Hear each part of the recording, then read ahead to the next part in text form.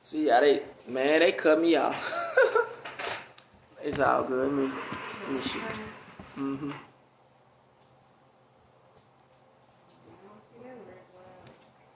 Nah, it's all good. So they end up cutting it off. It's all love. I'm just gonna shoot it back out. If you catch it, you catch it. I'll praise it.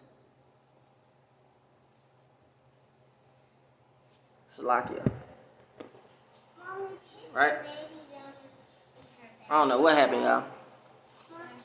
My apology. I don't know what happened. And it didn't let me save it. So, that's crazy. Peace, love, and light. But anyway, it says, and I said to him, is this thy only business? Right? And it said, and he answered me, I transform men into fits of madness. It said, I transform men into fits of madness and desire when they have wives of their own, so that they leave them and go off by night and day to others that belong to other men, with the result that they commit sin and fall into murderous deeds. It's crucial, man. It's crucial that we understand the spirit that is attached to this energy that we operate in. Because I've seen men mad.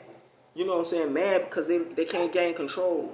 You know what I'm saying? Mad because they have a strong desire to have control over, something that they are not really putting forth effort to have control over. Right? So the spirit that very demon, whatever his name was, Asmodeus, admitted to this what he does. This is what this demonic force does. Right? He goes out seeking whom he can devour. He's appointed to do so. That's his job. He's appointed to go out and do that. Right? So we got to be mindful that what Hashatan does, he got legions too. When they put all those legions into the pig, he got legions too, man. They come back with how many spirits more? How many more spirits? 7 more spirits. Right? So this, in the Testament of Solomon, this demon is basically telling you what he does and how he operates and how he transforms men into fits of madness, right, and desire. We had a brother not too long ago killed based off the right at this very scripture to the T. At this very scripture to the T. He went off and he committed adultery, and he was killed. So it's not a game. It's not a game when we say put your members under subjection, mortify your members on earth. Mortify your members on earth. You got to cut off anything that attaches you to the flesh and that causes you to respond fleshly. We got to cut off every way that causes you to operate in the flesh. Because when you operate in the flesh, you're not operating in the spirit of the Most High. Right? When you operate in the flesh, you're not operating in the spirit of the Most High. So to kind of like give a recap, here it is. We understand what fornication is, as we read in Galatians 5 and 19 and 21. And I'm going to do a full recap because I plan on posting this I'm going to do a full recap because I plan on posting this to YouTube, right? So we understand what fornication is. Now we understand what's driving the energy of it. And what demonic force drives the energy of it. And he already told you what he calls your mind to do. So when you think these thoughts, a plot is a thought twist. You're twisting thoughts, right? So when you allow these thoughts to manifest in your mind, you're allowing these demonic forces to twist your thoughts. Gravitate towards righteousness because you already know how it's set up. and what it's set up for, right?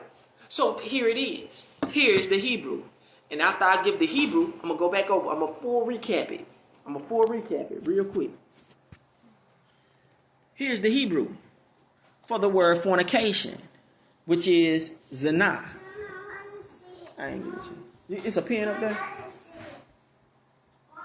No? Okay. So we got the Zion, the Noon, and the Hay, which is the Hebrew word for fornication, which is zina. I should have wrote it down. But here we have, matter of fact, let me pull it up on the screen. The Zion, I'm going to pull it up on the screen for y'all real quick. So the works of the flesh do manifest. And the works of the flesh do manifest into fornication, adultery, and every wicked act possible. Right? Let me pull the Hebrew chart up on the screen real quick. She good. Hallelujah.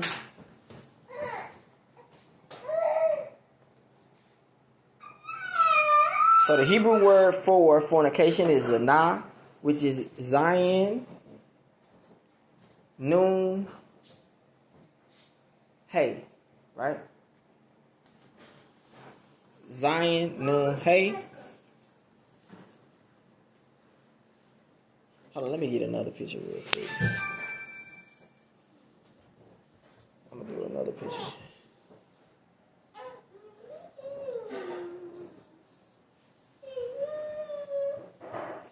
Okay. So we have the Zion.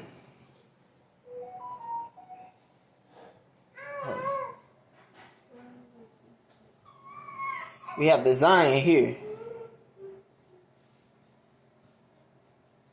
Let me see.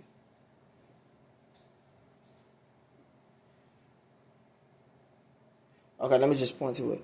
So we have the Zion here, which is a plow or a weapon, or to cut off, right? So the spirit of fornication, it comes in and it cuts you off. What does it cut you off from? Right? It's a weapon. The spirit of fornication is a weapon or a plow, right? A plow to get ready to plant other seeds. Right? And what a plow is it digs through the dirt to help you get ready to plant seeds, right? Then we have the Nun. Scroll down. Which is the seed, life, or continue. Seed, fish, life, or continue. So what fornication is, it comes off and it cuts you off from the continued heritage, because the seed represents heir to all that you have, right? So it's cutting you off from your heir to the Most High, and once that happens, the works of the flesh are manifested, and then we go to the Hay, which is the last character of the word. The works of the flesh are revealed, are beheld, have become a part of your, it's in the words that you speak. It's a part of your life. It's a part of your life, right? So then we go here. Zina. Fornication is the word which cuts you off from your inheritance. Cuts you off from your inheritance, and the works of the flesh begin to manifest. That's fornication. And that's the Hebrew word for it. Let me show you the screen again. So we got the Zion, which is the plow, weapon, or to cut off. Then we have the Noon, which is heir or seed or life or continue, right? And it can also mean if they come into a plow, or like a weapon to cut off your inheritance, right? Or planting a seed of wickedness, planting a seed of rebelliousness, because that's what rebellion does. It cuts you off from your inheritance. right? And then once that happens from a spiritual realm, see, these two are spiritual. The Zion and the Nun. This happens in the spiritual realm. Then the works of the flesh manifest, right? Which is the hate. It is beheld. It's become a part of your aura, become a part of your essence, right? Don't touch that. Don't touch that. So the demon admitted it, that's what he comes to do. And he already has said that I come to turn men into fits of anger. So let me do a recap real quick for my YouTube brothers and sisters. The spirit of fornication and the fornication and the spirits that are attached to it, right? So we know fornication to be acts of harlotry, adultery, prostitution, unfaithful, cult prostitutes, right? So once you understand fornication, then you must understand that there are spirits that drive the energy, that drives this energy, okay? So the first scripture that we had gotten was Galatians chapter 5, verse 19. It says, now the works of the flesh are manifest, which are these: adultery, fornication, uncleanness, lavishness, idolatry, witchcraft, hatred, variance, emulation, wrath, strife, seditions, heresies, envy, murderers, drunkenness, revelings, and such like, of which I tell you before, as I have also told you in time past, that they which do such things shall not inherit the kingdom of the Most High, right? Shall not inherit the kingdom of the Most High. So we got to be very mindful that if we're operating and acting in any of these attributes, these spiritual wicked attributes, that we won't inherit the kingdom. And we all seeking salvation, because if we weren't, we wouldn't even be trying to even do this work for real. We wouldn't even be trying to walk this walk for real. You know what I'm saying? We all are trying to seek that. So fornication is the works of the flesh. And there are spirits that drive that energy, right? Like Ezekiel 16. Let's jump back to Ezekiel 16 and 17 real quick, for those who weren't able to catch it, right? Now the works of the flesh do manifest, right? So if the works of the flesh manifest, let's see how it manifested, right? Let's see how it manifested. Ezekiel chapter 16 verse 17. It says, Thou hast also taken thy fair jewels of my gold and of my silver, which I had given thee, and madest to thyself images of men, and didst commit whoredoms with them. So they basically took the images and the jewels and the fine gold and silver, and they sculpted men out of this material and committed whoredom with it. So I shared a picture, but I won't share it again because I got children in the room. I shared a picture of ancient sex toys, dildos. They sculptured body parts of the men, and they fornicate and they commit whoredoms with them. Now these are the acts of the flesh, right? These are the acts of the flesh. These things are abominations to the Most High. They are abominations to the Most High. And like I said from the beginning, I know we have brothers and sisters that are single, and it's hard. But above that, look at what you're putting on the line. Above it being hard, what am I putting on the line? It's hard not to do such and such and such. But above that, what are you putting on the line? You're putting your salvation on the line. So if you're not in this for salvation, then what are you in it for? You know what I'm saying? Don't be in it for recognition. Don't be in it to be reverenced with wisdom of the script. Be in it because you want to be saved in the latter end. Right? So the works of the flesh manifest. And it says, Thou hast also taken the fine jewels of my gold and of my silver, which I had given thee, and madest thyself images of men. They sculptured women out of gold, you know what I'm saying, and laid and committed fleshly fornications with these things. You know what I'm saying? Dildo is one of those. A dildo is one of those things that in time past, in ancient past, the Most High looked upon and frowned upon it, and he said that the children of Israel committed whoredoms, right? Because they're not able to what? Mortify their members. And to mortify your members is to make dead, to cut off anything that is attached to the flesh, right? To mortify it. Let's jump to verse 26. It says, and in some of those images that I shared were ancient Egyptian images. So verse 26 reads, Ezekiel 16:26 reads, thou hast also committed fornication with the Egyptians, thy neighbors, great of flesh, because every fornication that they committed was great in their flesh, because the works of the flesh do manifest. Galatians 5:19. Now the works of the flesh do manifest, right? The works of the flesh do manifest.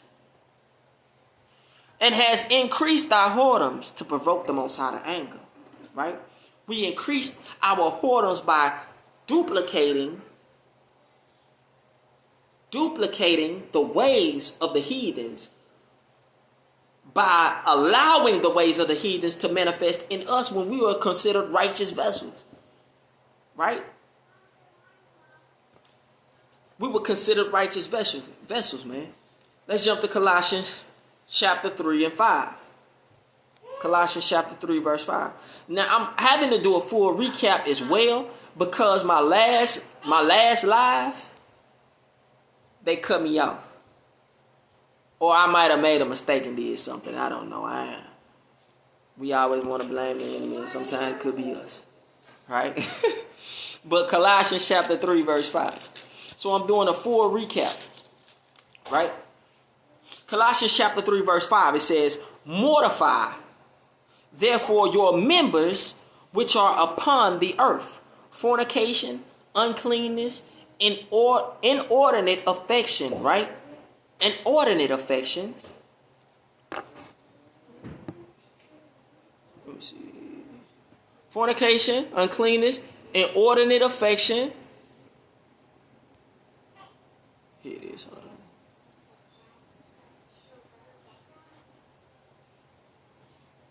Inordinate affection, evil concupiscence, and concupiscence is desire, craving, longing for what is forbidden, right? Lust, right? So he said, if we mortify our members that are upon the earth, which is the flesh, we cut off everything that causes the flesh to gravitate towards fornication or adultery or idolatry or anything that causes you to commit sin. Because like I've read before, and I'm going to read it again, that the demon said that once the demon himself admitted that he caused men to go into thoughts of madness, going into other men's wives, and committing murderous acts to commit sin and committing murderous acts, right? So if we mortify our members, cut off the things that cause our flesh to gravitate towards fornication, idolatry, or adultery, right? When we cut off energy, we cut off thoughts, we cut off people that may have attached us, or that we may have been attached to with that spirit, right?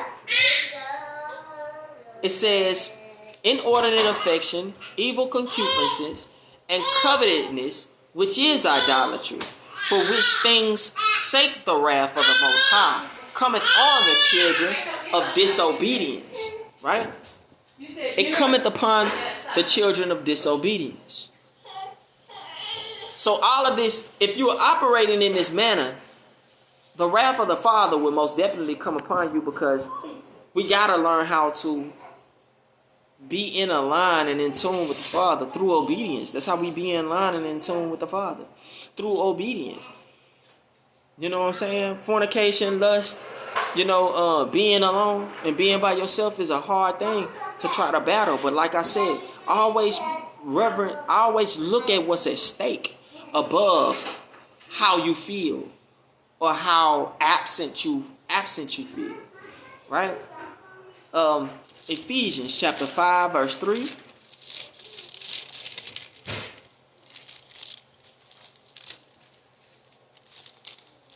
Ephesians chapter 5 verse 3 reads, "But fornication and all uncleanness or covetousness, let it not be once named among you as becometh saints." Right? So if we, you know what I'm saying, we calling one another saints and we seeking to be sanctified, to be set apart, right? All of that energy doesn't attach to the saints because we seeking a higher calling. We seeking to serve a higher power above this earth. So we mortify, separate ourselves, cut off, make dead that old man, that old energy, laying the old man to rest. Yeah, you got to put him to death, right? Because the old man did the works of the flesh, and the works of the flesh manifested in us all at one point, right? Verse 4, it says, "Neither filthiness, nor foolish talking, nor gisting, which are not convenient, but rather giving of thanks." And gisting is a thing said or done for amusement. We not in this word for amusement. We don't wear fringes and go out on the street corners to preach and talk to our brothers and sisters for amusement. We do it for salvation's sake, right? We don't do it for amusement. We don't gist. You know what I'm saying? We don't gist. We don't play around. Because the Father told us not to. Because it's not a game. And He told us not to take the name of the Lord in vain. Nor His laws, statutes, and commandments. We cannot take nothing that He said in vain. Right? Verse 5, it says, "For this ye know, that no whoremonger, nor unclean person, nor covetous man, who is an idolater, hath any inheritance in the kingdom of Christ, of our Elohim." Right? No inheritance. No inheritance. So I'm going to read this again. For all of those who, this is for me posting it on YouTube. Pay attention, man. That if the works of the flesh manifest, as we read in Galatians 5 and 19, they cause you to fulfill the needs of the flesh, right? And some needs of the flesh are not really needs, they are desires. Like he said, evil concupiscence, right? Concupiscence is a craving or a longing for, for something that is forbidden, a lust. Like we mentioned, my wife told me in the book of Susanna that there were two men looking upon this woman that was bathing. She was bathing, and they had evil concupiscence towards her, and they jumped out, tried to make her lie with them, and she wouldn't. So they lied on her like she committed adultery, like she did lie with them. But those men got caught and they were put to death. But evil concupiscence will cause you to commit fornication, right? It will cause you to jump out. It caused these men to jump out on this woman while she was bathing, to try to get her to force her to lie with them, because of their desire, their craving, their longing for what is forbidden. Their lust drove them to want that. Another precept was when David was driven by evil concupiscence towards Uriah's wife, right? And it was an evening tide. He got up out of his bed that evening, walked on the rooftop, and he looked at this woman bathing. And he sent some guys down to her. But before he sent them down to her, one of the guys said, "Ain't that Uriah's wife? Elam's daughter, Uriah's wife?" But even as he was warned that the woman was a wife of another man, he did not care. Because his concupiscence had taken over. His craving had taken over. His lust had taken over. Right? And it caused him to bring the woman in. And he lied. And he laid with her. Right? He laid with her. And committed fornication. And then he got the man killed. So, like it said, covetedness is idolatry. And David exemplified that perfectly. Because he coveted a man's wife. He idolized her to the point to where he killed her husband. Right? So the works of the flesh again, do manifest. Galatians 5 and 19. So flesh, fornication is the work of the flesh. Point blank period. No. Right? Fornication is the work of the flesh. Now, the Greek word for fornication is porneia. Let me flip the camera around again.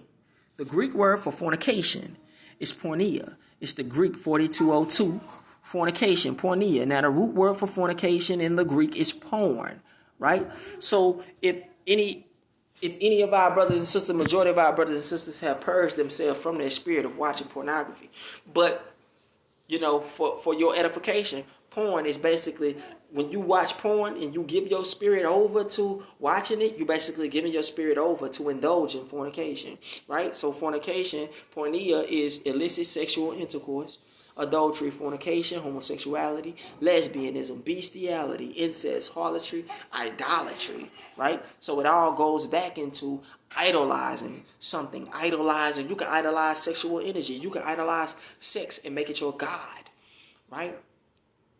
When you covet a woman, you idolizing, her body.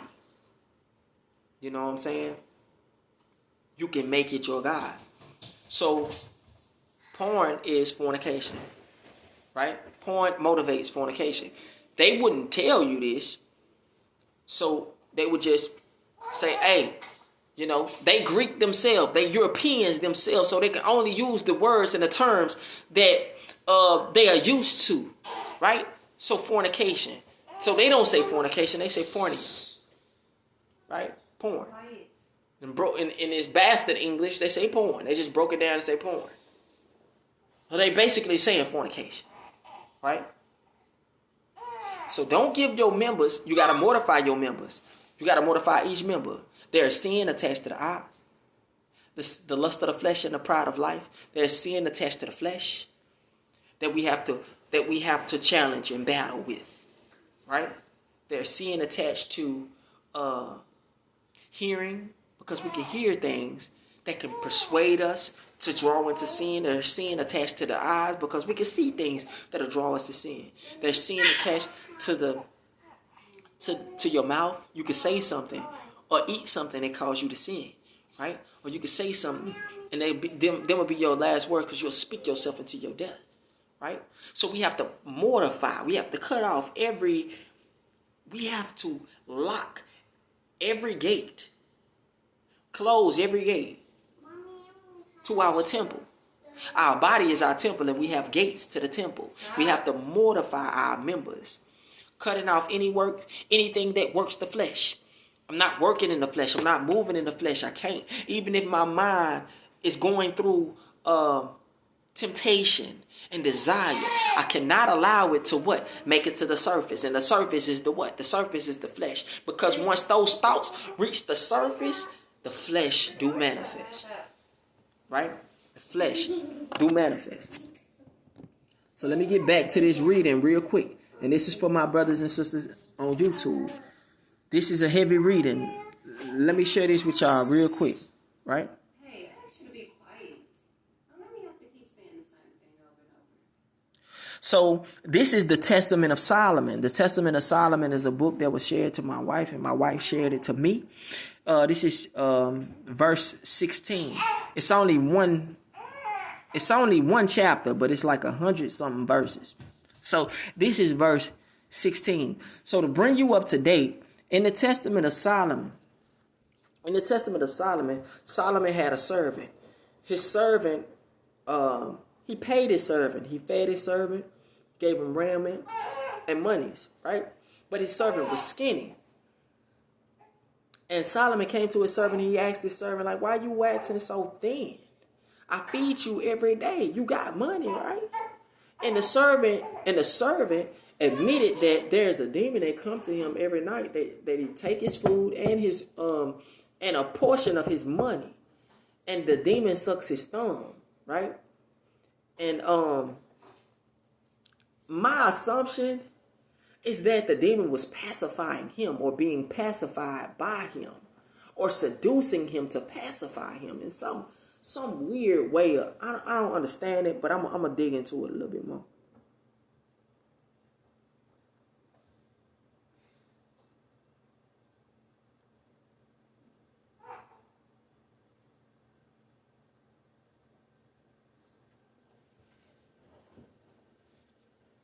Said no sound now.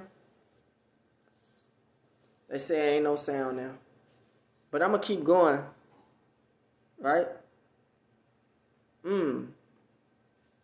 That's crazy. They constantly interrupting it. But anyway. So Solomon told his servant. Solomon was telling, let me know if y'all can hear me. Hear me now. Solomon was telling his servant, look, I'm going to give you this ring.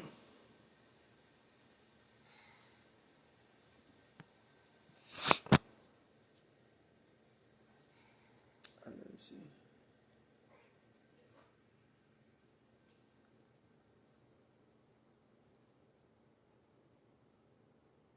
They said they can hear.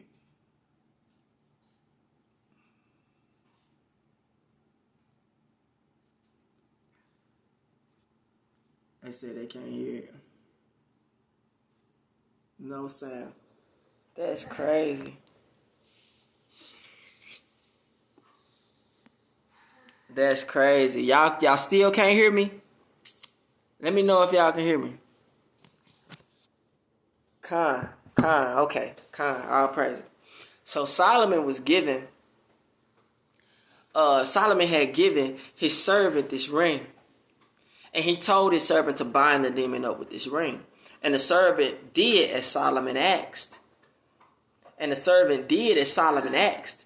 And when he bind him up with the ring, Solomon was able to consult with the demon and questioning the demon concerning his origin, who he worked for, who he go through, and if there were any other demons that were over him, right?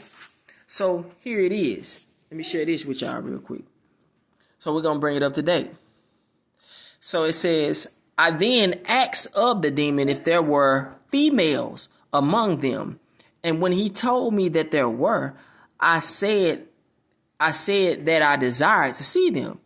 So Beelzebub went off at a high speed and brought unto me Onisculus, that had a very pretty shape and the skin of a fair-hued woman, and she tossed her hair. So now, the energy behind, I said it once, I'm going to say it again.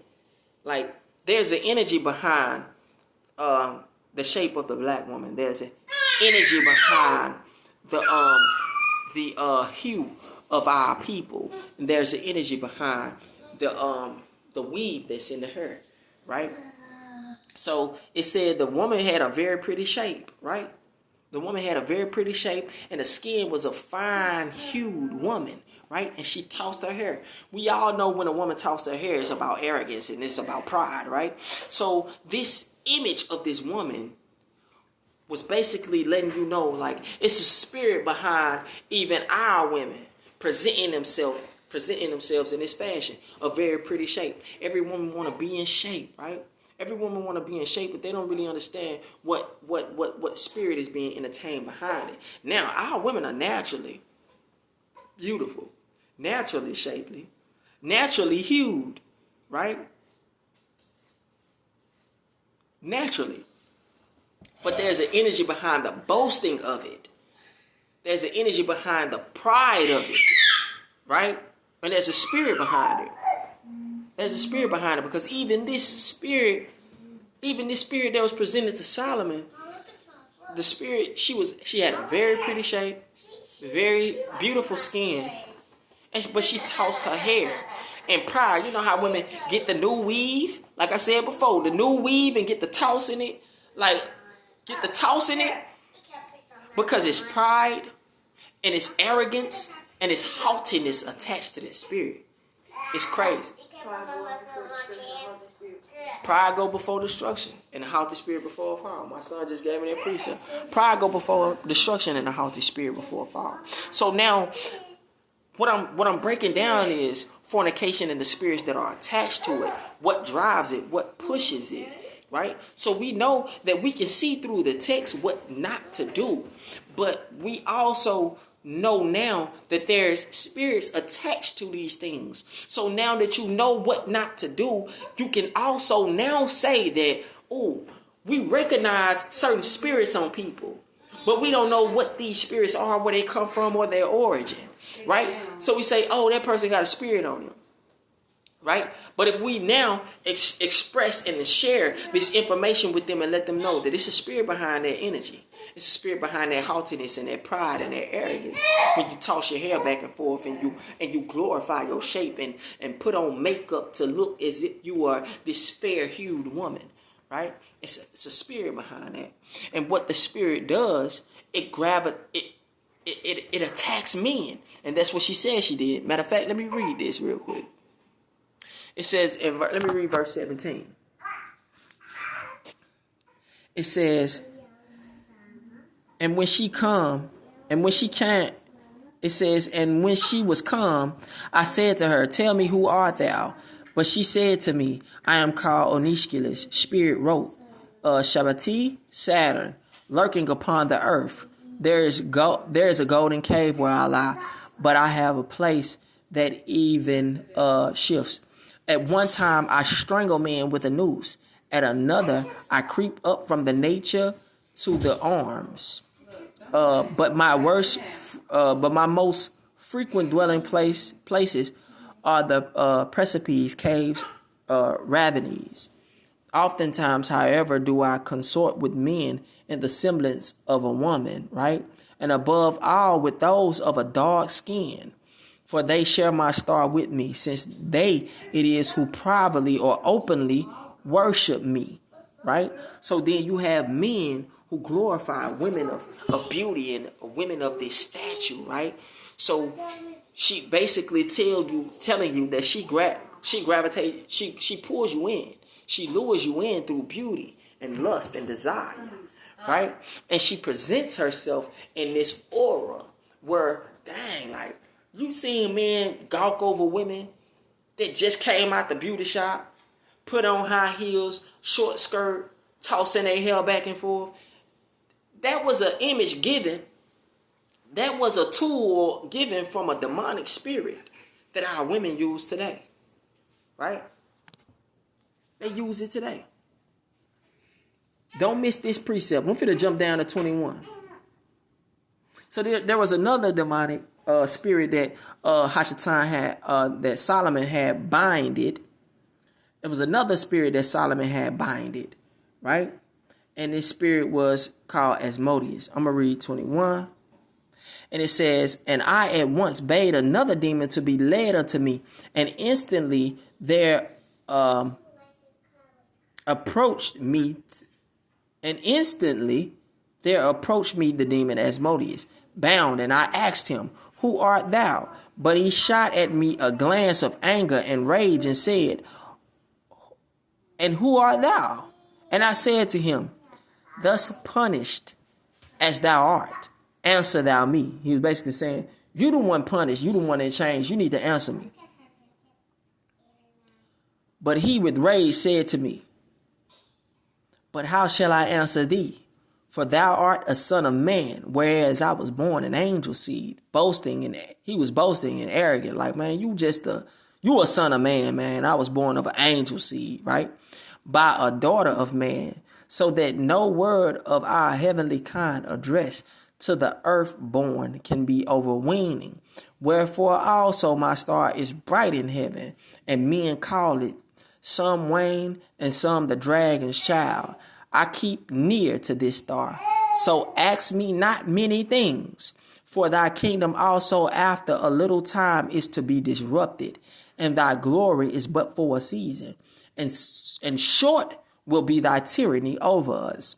And then we shall again have free range over mankind, so that they shall reverence us as if we were gods, not knowing men that they are the names of the angels set over us. So the demon confessed it, and he said, look, it's angels set over us, but the men not knowing, you know what I'm saying, gonna reverence them as gods, but not knowing that there were angels set over them to bind them. You know what I'm saying? There were angels set over them, these demons, to bind them. But the demon said, once we get free range over y'all gonna serve us as gods. So even looking at how this demon, Anoskilus, the woman demon, got free range over our sisters, by how this energy that she perceives and what she does has taken over the aura and the energy of our women. These demons already got free range, but we gotta know when we see them. You know what I'm saying? And once we know how they operate, then we'll be like, dang. Once we are subject to any form of temptation or any lust, we can put it under subjection, because we can go right back to the text for verification and be like, okay, you know what? All right, boom, now I know. I can't be under subjection to that now that you know. You know what I'm saying? So 22 reads, and I, Solomon, on hearing this is the testament of Solomon, right? And I, Solomon, on hearing this, bound him more carefully, right? So Solomon was like, man, let me bound him a little more careful. A little more carefully. Let me bound him a little more carefully. Ordered him to be flogged with ox hide, and to tell me humbly what his name and what his business was, because all of these demons have a business and they have a job, right? And he answered me thus, I am called Asmodeus among mortals. My business is to plot against the newlywed. So there's a spirit that always comes when one gets married, right? He's telling you what he does. He said, I plot against the newlywed. So plotting is a thought twist, right? So he could play. So this energy can come into your mind, make you feel a certain type of way, make you feel not wanted, make you feel, you know what I'm saying, like it ain't gonna work. You newlywed. He said, I plot against the newlywed. You know what I'm saying? He tampers with their minds and he tampers with their thoughts, right? So that they may not know one another. So he changes the mind and the energy towards one another. And I sever them utterly by many calamities, and I waste away the beauty of virgin women. And it's strange, their hearts mean to separate them from one another, right? To separate them from one another. Verse 23, and I said to him, is this thy only business? And he answered me, I transport men into fits of madness and desire, right? I transport men into fits of madness and desire when they have wives of their own, so that they leave them and go off by night and day to others that belong to other men, with the result that they commit sin and fall into murderous deeds. Confessing. The demon himself confessed what he did, what he does, and how he transformed. He said he transformed men into fits of madness. So he plays with your mind, right? So anytime we have these altered thoughts of wickedness, or altered thoughts of lust, or altered thoughts of iniquity, transgression, or just anger, madness, altered thoughts of desire, right? They attach to an energy. They attach to a demon sent to attack. And this is what we call, man, I'm under attack. But you got to know what you're being under attack by, right? Got to know what you're being under attack by. So fornication and the spirits that are attached. Here are the confessions of some of the spirits that here are the confessions of some of the demons that are attached to this spirit. Like, they use this tool of fornication and the lust of the flesh and the pride of life to draw you in, to be in servitude to them, because the demon already has said himself, them not knowing, once we get free range, they're going to serve us as God. Them being men, not knowing that there are angels over us that are appointed over us. Man, gotta be aware. Gotta be aware of it. So, I'm finna get the Hebrew word for fornication, right? So the Hebrew word for fornication is zina. Let me write it down.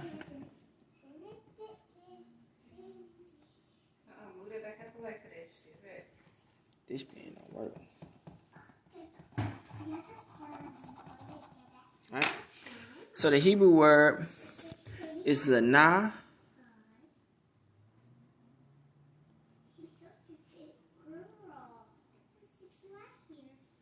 So the Hebrew word is zina. We have the zayin, the nun, and the hay. The zayin is a plow or weapon or to cut off. Let me go up to the zayin. So here, the zayin is a plow, weapon to cut off. So what fornication does, it comes in as a weapon. The very first character is a weapon to cut off, right? And the nun, we have the Zion, the nun, and the hay. And the nun is the seed, right? The seed, the life, the continuing. The seed represents the inheritance, right? Being heir to what your father has for you after he passes, or being heir to what the Most High has for you, right? He's cutting you off. Fornication cuts you off from your inheritance, right? Fornication cuts you off from your inheritance. And the last character, which is the hay, which is behold, reveal, or breath, meaning that the works of the flesh do manifest. They are revealed, right? Once you're cut off from your inheritance, you're cut off from your inheritance through any form of fornication, and the works of the flesh do manifest. Because he had already told you that none of these will inherit the kingdom of the Most High, right? So fornication cuts you off from your inheritance and causes the works of the flesh to manifest, to be revealed.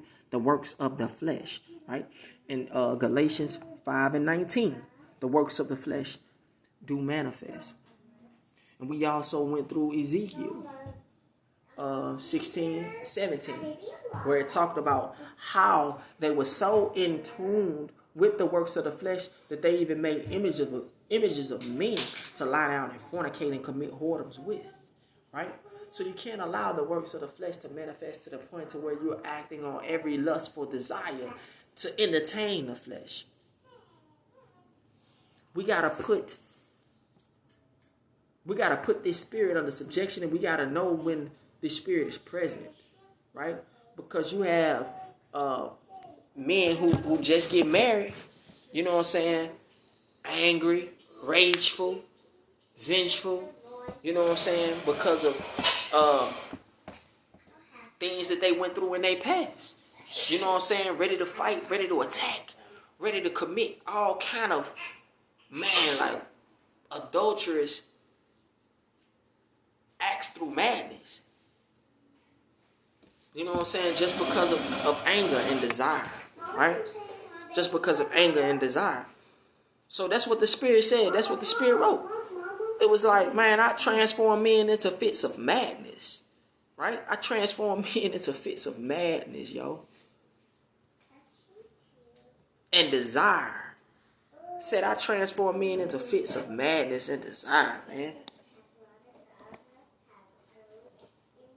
So, what does it say about us?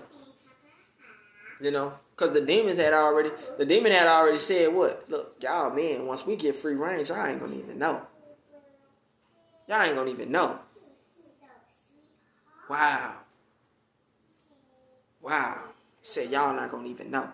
So what we must do, we must understand that fornication is a work of the flesh. We must mortify our members. And to mortify our members, we must cut off, to make dead, to put to death anything that causes us to act in the flesh. Right? We gotta mortify our members. We gotta understand that there are spiritual. We understand that there are spiritual wickedness in high places, but there are spirits calling out these tools of wickedness against us. These tools of wickedness like fornication. And then the Spirit said that He plots against the newlywed to separate their thoughts, for they won't even know each other. Like, damn, I thought I know you. I thought I knew you. I thought we was in a cot. I thought we was on one mind. But that's what those demonic forces do. They come and they separate thought. They separate mindsets. You know what I'm saying? And it plots against the newly wedded, right? He plot against the newly wedded. Y'all fresh in this thing. It won't be hard for me to get y'all to segregate y'all. You know. So that's it. You know what I'm saying? Fornication is driven by demonic spirits. You know what I'm saying? And these demonic spirits have free range over men. And the only way that we can have complete control over these demonic spirits is that we give ourselves over to the Father completely, as Solomon did. Because Solomon had control over these demonic forces to where they would answer to him, right? They would answer to him, and he had control over them. So let's be mindful.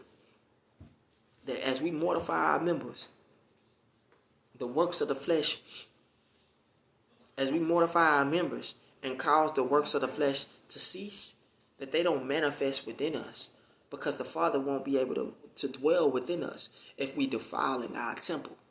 The Father won't be able to work with us if we're not operating in the right function, right?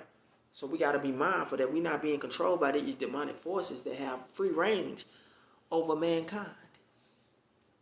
Free range over mankind. Like the man said, we got free range over y'all. We're going to come into your thoughts. We're going to come into your home. We're going to come into your eye gates, ear gates, nose gate, mouth gates, flesh gates, pores. We're going to seep our way in. But we got to make sure, man, when the thought derives, you got to cut the thought off. You know what I'm saying? When the longing and the craving arrive, you got to put it under subjection to righteousness. Right? So with that being said, peace, love, and light to the nation. I pray that everything that was said and spoken in spirit and in truth. I had did a part 2 lesson and an overview because Instagram had cut my video off, the first video that I had off. So most high willing, I'll be able to post this to YouTube and allow this edification to go forward. You know what I'm saying? And I pray that everything that was said and spoken in spirit and in truth. Peace, love, and light to the nation. Shabbat shalom, shalom.